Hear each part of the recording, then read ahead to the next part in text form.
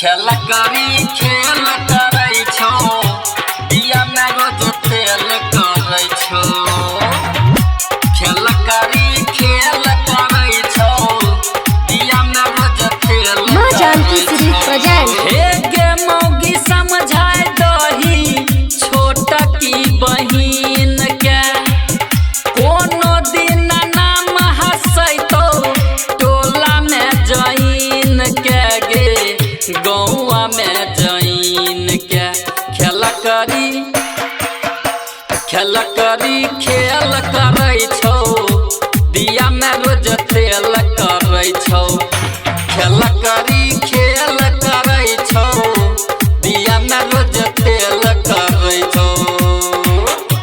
दिया में रोज तेल करै छौ। हे गे मौगी समझाय दही छोटा की बहिन के कोनो दिन नाम हसैतो टोला में जईन के गे गौआ में जईन के खेल करी खेल करै छौ दिया में रोज तेल करै छौ।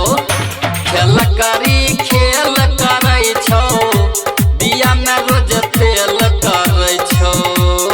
डीजे कबीर दिया में रोज तेल करै छौ। मां जानकी श्री प्रेजेंट। खेल करै छौ दिया में रोज तेल करै छौ। करै नै छौ काज गे घूमै ल जाइ छौ बाध गे की कहियो हाल मलबाबै छौ गाल चोरी छुपे छोरी करै छौ बवाल। करै नै छौ काज गे घूमै ल जाइ छौ बाध गे की कहियो हाल मलबाबै छौ गाल चोरी छुपे छोरी करै छौ बवाल। ई सबके फेल करै छौ दिया में रोज तेल करै छौ।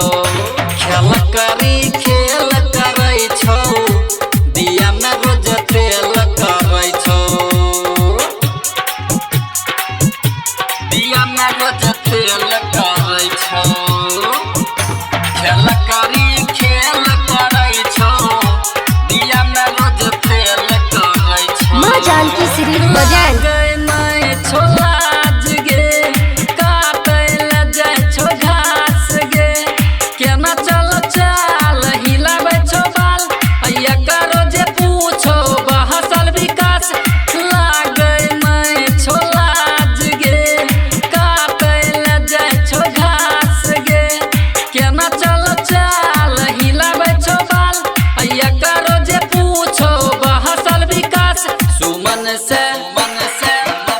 सुमन से मेल करै छौ दिया में रोज तेल करै छौ।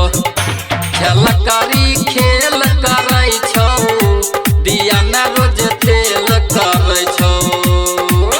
हे गे मौगी समझाय दही छोटा की बहिन के कोनो दिन नाम हसैतो टोला में जईन के गे गौआ में जईन के खेल करी खेल करै छौ दिया में रोज तेल करै छौ।